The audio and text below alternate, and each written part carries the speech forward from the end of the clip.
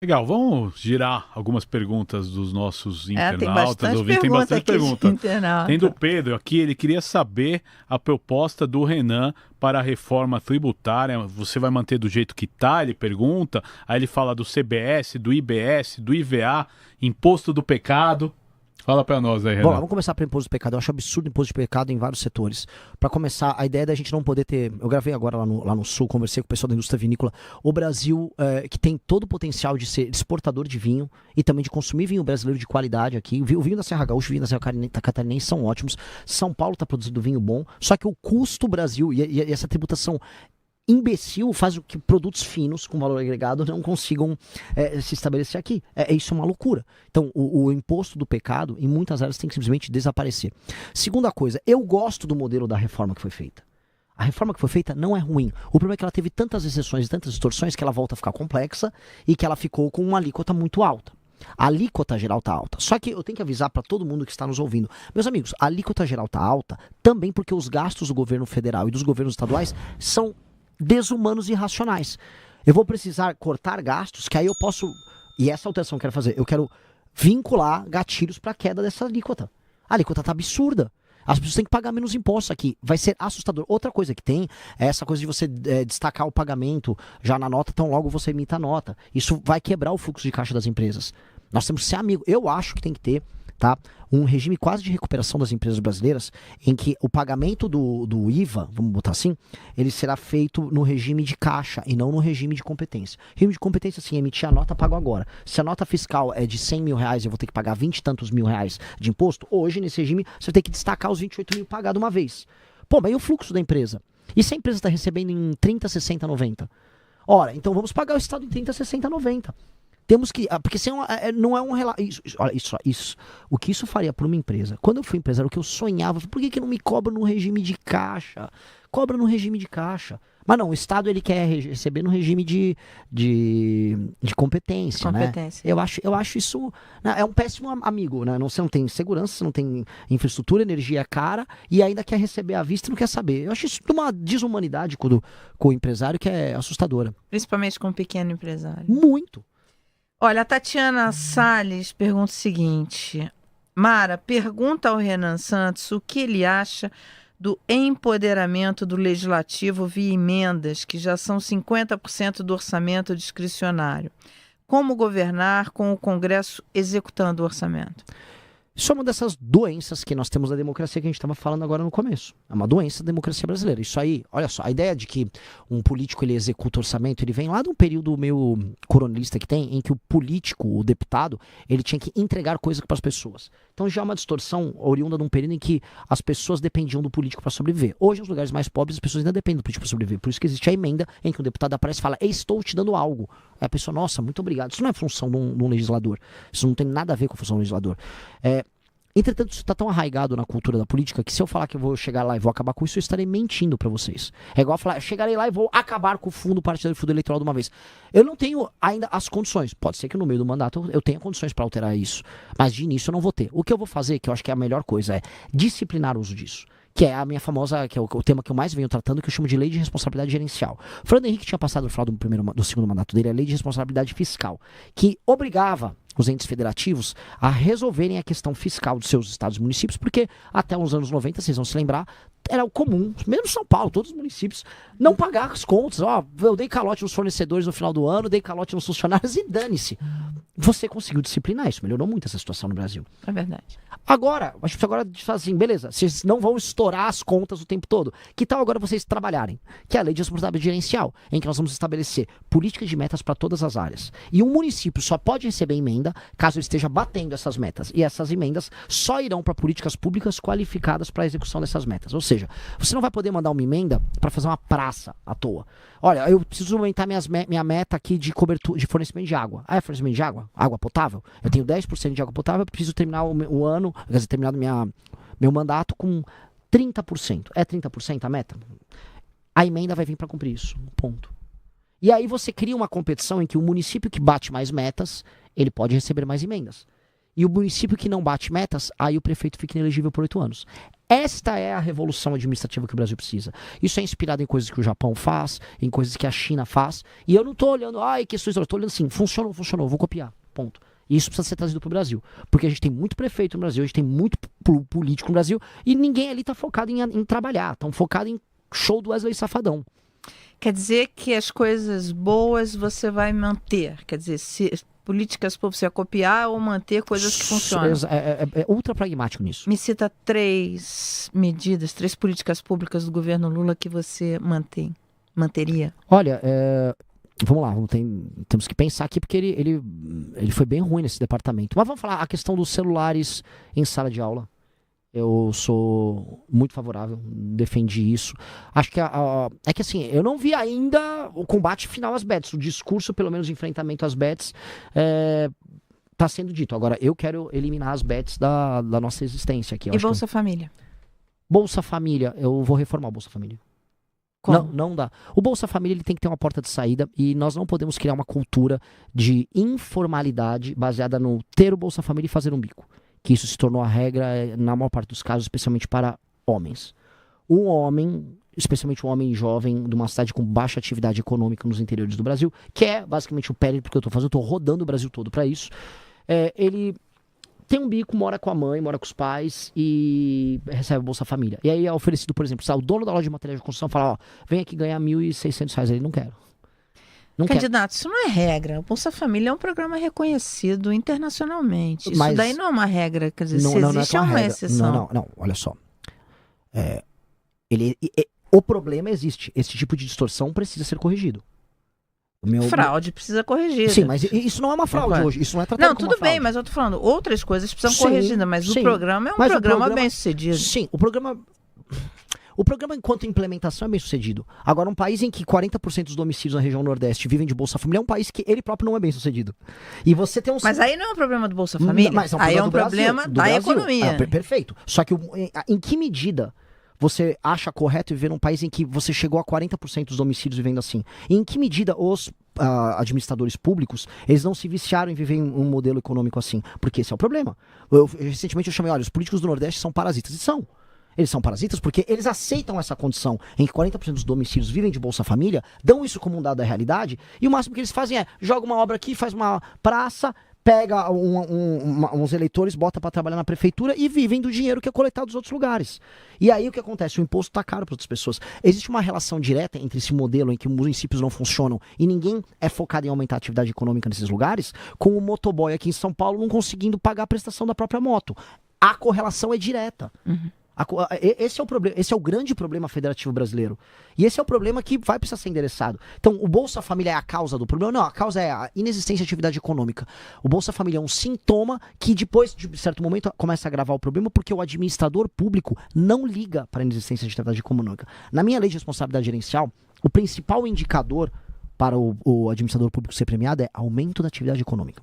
Quando você aumenta a atividade econômica real, você gera emprego real, e aí você gera a emancipação das pessoas. E essa emancipação é o que vai nos permitir um dia nos emancipar do Centrão, que é o grande inimigo brasileiro. Legal, e os internautas têm perguntado muito aqui, qual que é a tua solução para a Previdência e para a aposentadoria? Primeiro, ter regras equânimes e claras, sem privilégios. Segundo, nós temos que ter um gatilho automático para quando então logo a população envelheça, você não precisa fazer uma reforma nova. Ela aumenta a idade da aposentadoria baseada nisso. E basicamente isso, porque a Previdência é uma bomba para tudo. Nós temos depois fazer a gente vai ter uma conversa grande, porque Renan, acho que a gente não tem que fazer só paramétrica, a gente tem que fazer uma reforma baseada também no modelo. O que é a reforma paramétrica? Reforma paramétrica é o que está lá na nossa PEC. Eu altero só os parâmetros, tipo, o cara que é militar, ele se aposentava aqui, agora eu vou fazer ele se aposentar aqui. Eu vou colocar todo mundo mais próximo da regra do regime geral. É basicamente isso, vou alterar os parâmetros. Agora, tem uma mudança de modelo. Mudança de modelo que tal colocarmos um regime de capitalização? Que tal uma pessoa que está ganhando mais, ela pague um pouco para o regime geral, para o custeio do regime geral, e o restante ela coloque para uma capitalização dela, para criar um mercado próprio, para criar poupança que gera investimento. Sim, acho que está na hora da gente discutir isso no nosso regime. Está na hora. Vai resolver? O que eu posso falar para todo mundo que está nos ouvindo? Não. Não vai resolver, nunca, porque Previdência em lugar nenhum se resolve, especialmente com poucas pessoas nascendo. Tá? Mas nós temos que ter uma economia produtiva a ponto de, sabendo que a Previdência sempre é problemática, nós temos condições de arcar com aquilo, entendendo que uma parte importante da população nossa não contribuiu para a Previdência. Vou dar um exemplo. Essa massa desses, eu falei, 40% dos domicílios do Nordeste não estão no Bolsa Família. Essas pessoas estão contribuindo para a Previdência? Praticamente nada, né? Se tiverem. Então, mas elas vão receber a aposentadoria. E aí, quem é que vai pagar? Entendeu? Alguém vai pagar. É um regime complicado. Então, se é um regime complicado, nós precisamos extrair o melhor dele para ser justo com as pessoas que estão contribuindo, para prestar alguma assistência para as pessoas que não estão contribuindo, para que ninguém morra desassistido, claro, ninguém aqui é desumano, mas que seja funcional e que o Estado seja capaz de arcar. Mas, candidato, assim, existe um problema antecedente, essas pessoas não contribuem porque... Tem fraude? Tem gente que... tem, tudo isso. Eu não tô falando de fraude, tá? Não, tudo bem, eu só tô falando assim, essas pessoas não contribuem porque não tem como atividade contribuir. Econômica. Exatamente. Mas eu não tô culpando elas. Porque esse é um ponto que a gente diverge algumas vezes, assim, existe um ponto importante que é a desigualdade brasileira. Sim. E isso, essas pessoas, por exemplo, o MEI também não se paga. Paga muito pouco. Essa conta não fecha Não do fecha. MEI. Só que é importantíssimo para formalizar Sim. essas pessoas. Mas a culpa da existência do MEI é a CLT. Tudo bem, mas essa é uma outra conversa. Mas o que eu estou dizendo é o seguinte: é preciso que a economia não seja disfuncional e é preciso que você resolva um problema brasileiro grave, que é a desigualdade. Perfeito. Essas pessoas precisam desse suporte. Sim, mas eu não vou resolver a desigualdade só dando para as pessoas enquanto não aumenta a atividade econômica. A única coisa que eu vou precisar fazer, a única coisa possível, vamos ser claro, eu só resolvo desigualdade gerando atividade econômica para todos. Perfeito. Concordamos nisso. A única, assim, essa é a única coisa que o Estado brasileiro tem que se preocupar se ele quiser resolver o problema da desigualdade. Eu tenho que gerar atividade econômica. A atividade econômica tem que vir com serviços sociais bons que aumentem a produtividade das pessoas. Eu falo de educação funcional. Essa pessoa também que vem muito pobre, ela tem que ter água na casa dela potável, porque eu tô falando de um problema nos lugares mais pobres que é claro, água potável. Essa pessoa tem que ter acesso hoje à internet, porque é um meio que permita que ela consiga trabalhar com um nível de produtividade, se incluindo digitalmente. Essa pessoa ela tem que ter meios de acesso, vamos dizer, logísticos aos lugares mais próximos dela, ou seja, ela tem que ter um mínimo de estrada, ruas minimamente funcionais e segurança para andar na rua. Se eu olhar todos esses elementos nos lugares mais pobres são quase inexistentes. E nos lugares mais pobres, nos interiores, chegou o crime organizado. Por isso eu optei por rodar no Nordeste primeiro, para eu não ter uma visão preconceituosa disso, para não repetir clichê. Eu não vou repetir clichê. Eu sei exatamente como é a vida dos lugares que não funcionam hoje no Brasil, porque eu fiz questão de fazer campanha lá. Minha pré-campanha foi toda nesses lugares. O que eu posso falar? Precisa urgentemente de atividade econômica. E quando chegar a atividade econômica, nem vai dar para ser uma atividade econômica complexa, porque aquelas pessoas não tiveram formação. Então a gente tem que chegar com o agro desenvolvido tem que chegar nesses lugares, a gente tem que chegar com serviços, a gente tem que ter formação, vamos colocar aqui, de uma classe média minimamente apta a se adequar a um regime de trabalho normal, e aí a gente começa a falar nos ganhos e os implementos em velocidade de produtividade. É isso, não vai haver outro caminho além disso. Eu concordo 100% com você de Então, que tem que ter... Não. De que tem que ter crescimento econômico, senão, e a atividade econômica no Brasil está muito disfuncional, principalmente por conta desses juros altos tanto tempo. Eu concordo, essa leitura que você faz, ela realmente tem fundamento. Mas a gente viu nas últimas décadas, e tem trabalhos acadêmicos internacionais sobre isso, que o crescimento por si só não resolve o problema da desigualdade. Porque você tem estudos que mostram o crescimento que foi tido, inclusive nos Estados Unidos, as décadas de crescimento que teve econômico e que não gerou redução da desigualdade. Mas, assim, ao contrário, você teve até concentração. Aqui assim, se você está num status norte-americano, as suas discussões vão ser sobre outros termos. Okay. Você vai aumentar ou diminuir. Eu estou falando de lugares, Mara, que não tem atividade econômica. Eu estou falando, por exemplo, essa é uma experiência muito única, que você só nota quando você está lá. Você está rodando uma cidade do interior do Rio Grande do Norte para outra, e demorou 1 hora o caminho, você não vê um caminhão na estrada. Se não há um caminhão passando, é que não há nenhuma atividade econômica. Verdade. A gente tem que olhar o que China, Vietnã, Índia... Porque o nosso termo de comparação são esses caras. O que esses caras fizeram? Muitas coisas, mas em todos os casos em comum teve crescimento econômico. E aumenta a atividade econômica em lugares que eram muito primarizados. Esse é o básico. Essas pessoas têm que se sustentar e viver com as próprias pernas.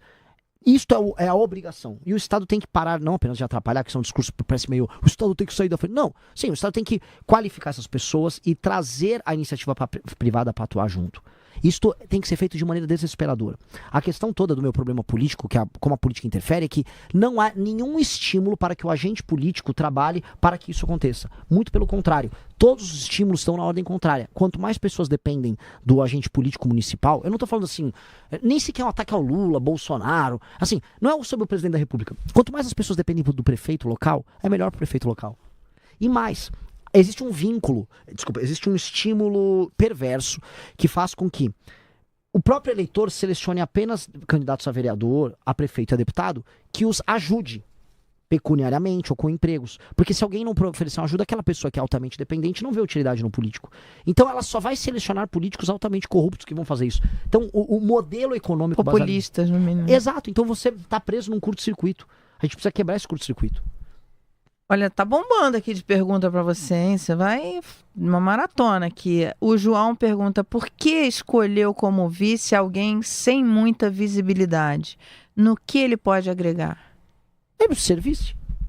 Eu acho que assim, quem tem que ficar muito visível sou eu. E eu sou um pré-candidato a presidente. Né? Eu acho que quem tem que ser um vice? Tem que ser uma pessoa com uma personalidade complementar à sua, com um perfil complementar ao meu, que tenha características que complementam, estou sendo redundante, mas que complementam as minhas. Quais são as duas maiores preocupações do eleitor hoje? Se eu for falar em termos... Porque assim, posso falar porque eu escolhi o Haroldo? Porque eu adorei o Haroldo. Foi só isso. A escolha foi tipo, gostei de você. E por que você gostou dele? Porque ele é um fofo e ele é um... De verdade. Posso contar um momento? Pode. O Haroldo, eu já tava de olho nele. Assim, tava de olho nele no Busnello. Os dois estão filiados ao nosso partido. O Busnello foi sniper do BOP, um homem inteligente, só que ele é nosso pré-candidato ao governo do Rio. O Haroldo era nosso pré-candidato ao Senado pelo Rio Grande do Sul. Também veio da Polícia Militar do Rio Grande do Sul. Só que são perfis diferentes. Estava no Rio Grande do Sul. Tava lá naquele friozinho, vi um discurso dele, um homem muito formal, muito educado, foi bolsonarista, deixou de ser bolsonarista. Tem uma filha que me apresentou, conhece o Renan, filha de 29 anos, que é uma veterinária cachorreira, tem muito cachorro. Ele é um homem que cuida de dezenas de cachorrinhos na casa dele, que ele chama de meus pet filhos. Um fofo, eu juro pra você, o Haroldo é um fofo. Aí eu tô num palco, falando minhas atrocidades lá no palco, aí o Haroldo ajuda a me corrigir de maneira muito elegante, saca uma medalha que ele ganhou, olha o prêmio que ele ganhou de bravura do Rio Grande do Sul. Uma mulher estava sendo sequestrada, ele como policial se oferece para tomar o lugar da mulher pro sequestrador, e aí o sequestrador entrega a mulher, fica com ele de refém, e ele convence o sequestrador na conversa a se entregar, e o sequestrador se entregou, e aí ele ganhou essa medalha de bravura. Aí ele pega a medalha de bravura que ele deu por um caso incrível e me dá, na frente de todo mundo, fala: Renan, isso é para vou compartilhar minha medalha com você. Eu falei: mas eu não mereço isso, Haroldo. Não, você é o jovem que nos guia. Eu falei: cara, é ele. É ele. Então você caiu na conversinha mole dele. Quando caí, é um vovô sedutor. Esse é um vovô sedutor para seduzir as vovós bolsonaristas, não tem nada melhor. Se você tem vontade de montar um canal de cortes para ajudar a divulgar as ideias do MBL e da missão, eu tenho um treinamento 100% focado mostrando como você pode sair do zero sem saber nada de edição, thumbnail, até você monetizar um canal de cortes e além de estar ajudando no projeto, também ser remunerado por isso. No mês de maio, por exemplo, o canal Inevitável Cortes faturou mais de 30 mil reais apenas de AdSense. O Felino Missionário e o Missão Avança, ambos fizeram mais de 1 milhão de visualizações e faturaram acima dos 14 mil reais. E se isso te interessou de alguma maneira, é só clicar no primeiro link da descrição desse vídeo ou então ler o QR Code que tá aparecendo aqui no meio da sua tela agora, onde eu vou te explicar de maneira mais detalhada como você pode começar o seu próprio canal de cortes. Se você gostou deste vídeo, deixe seu like e inscreva-se no canal. Ative as notificações para receber mais vídeos como este. Te vejo no próximo vídeo.